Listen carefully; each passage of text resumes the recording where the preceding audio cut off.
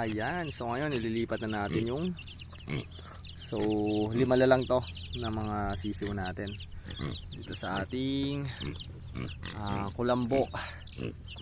Oops, ito na sila. Ililipat na natin sila isa-isa. Yan, ihahalo na natin sila sa malalaki. Yeah. Oh, diba? Namatay yung mga kan, iba. Namatay yung ibang sisiw natin. Yung mga maliliit, namatay. Yung mga kulang sa limlim, ay kulang sa init. So na-realize natin pag ganun pala, kailangan talaga masyado na nakabuka yung pakpak nila bago natin alisin. Kasi umalis na yung nanay nun eh.